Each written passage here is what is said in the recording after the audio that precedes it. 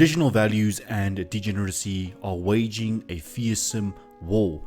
Moral values are being degraded and being traded in for fame, clout, and easy overnight success. Why is this happening? I don't know. What is it about the modern society that has led to this fearsome battle, that has led to the degradation of traditional values, traditional masculinity, traditional values overall? We've seen an immense drop in the quality of integrity. We've seen an immense drop in integrity itself amongst people. Fewer and fewer people have true integrity. Fewer and fewer people are sticking to their traditional moral values that they grew up with. Now the fundamental question is, why is this happening? There are a couple of reasons behind this degradation, and we're going to be discussing the 3 key reasons behind this phenomenon. If you're new to the channel, make sure that you subscribe to Goals and Growth for more content like this. Make sure you go and download my free motivational ebooks. My name is Estian and I help people become the best possible versions of themselves. So if you are on a mission to attain your highest self, to attain all of your goals that you set for yourself, make sure that you smash the subscribe button and make sure you go and download those free ebooks. Let's get the ball rolling.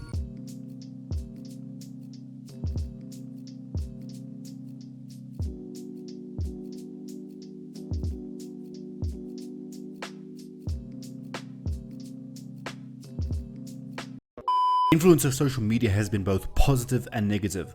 On the one hand, it's allowed us to connect with family members.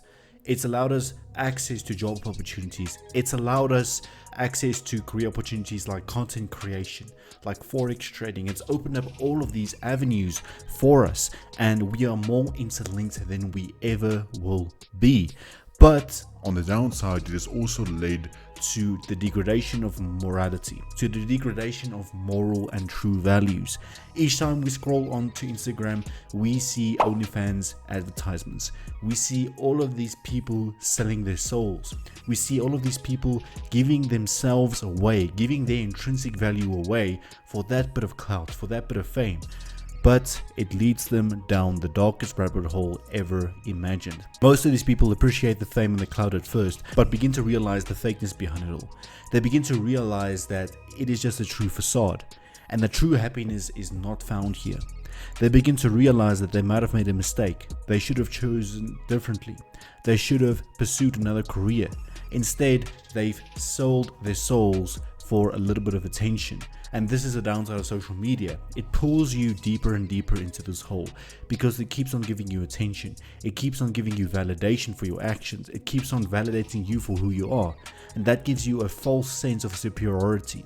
It gives you a false sense of accomplishment.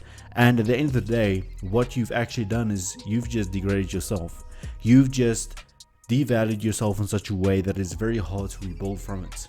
If you are stuck in the situation and if you're struggling with this image problem because of social media, there's always hope. There's always options like cutting back on social media use, like deleting it completely if you really want to.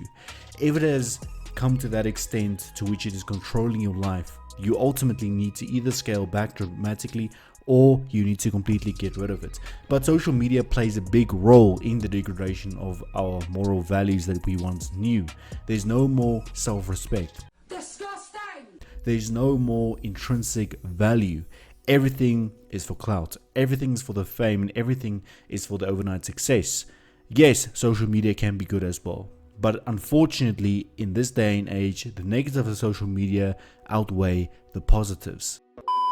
Another thing that we need to talk about is we live in a society where there is, so to speak, more freedom, or rather, more choices. And the unfortunate thing about giving people more choices is that they end up developing very childish value systems. I mean, think of it. If you have 10 different cereals to choose from, you're going to sit there almost the whole day and struggle to decide which cereal is which one. In fact, you are never going to be satisfied with the cereal you pick, because if you pick one, you might be thinking to yourself, why didn't I pick the other one? It might have been better. This is the problem. Giving people more, so to speak, choices, or more, so to speak, freedoms, is fundamentally flawed, and it's fundamentally led to the degradation of moral and traditional values because people don't appreciate things anymore. People don't appreciate the struggle. They don't appreciate hardship. In fact, they very often do not know anything about hardship or anything about experiencing hardship because they have access to all of these luxuries. They have access to all of these choices that they never had before. In the past, we never had this many options with food. We never had this many options with cars. We never had this many options with partners, for example, because everyone is freely accessible. Everything is so freely and widely accessible that it's become very easy to just grab something you want, and that's the end of that. You don't learn to appreciate anymore. And I believe that gratitude is a fundamental when it comes to improving yourself. And you tuned into this channel because you want to become the best version of yourself. But yes, ladies and gentlemen, we might think that more choices means better. We might always think that more means better. But in this case, more does not mean better. More choices gives people childish value systems, because as a child is not satisfied with everything he or she gets, adult people are now never satisfied with what they get. They are left with all of these choices, all of these different products, and hence they are never satisfied. And if they're never satisfied, they throw a temper tantrum left, right, and center. This is what it's come to, ladies and gentlemen. We must talk about extremism. We must talk about the development of movements like the woke agenda, transgenderism. And let's not get it twisted, these things have been around for a while, but it's gotten out of hand as of recent. I've heard a story that in the USA, they are trying to push this agenda into the educational system. People are infuriated because they are trying to teach young kids that it's not only men, it's not only women, but there's also transgender people. There's also people who identify as non-binary. Listen, if you are about that type of life, you do you. I have no hate towards you, and I'm sure a lot of people have no hate towards you. But at the same time, if you try and force your agenda on young people, on young children who are very vulnerable, who can be influenced very easy, that is where you are running into a problem. So ladies and gentlemen, I commend you for staying level-headed. In fact, I commend you for surviving every single day in this modern society. Modern society has its ups, but mostly it has its downs. We've seen an immense drop in the quality of people. We've seen an immense drop in integrity. We've seen an immense drop in real hard workers because people do not appreciate everything they have anymore. This is because of these three fundamental flaws in our modern society. It's logic versus delusion, and we're going to have to wait till the end of the world to see who triumphs.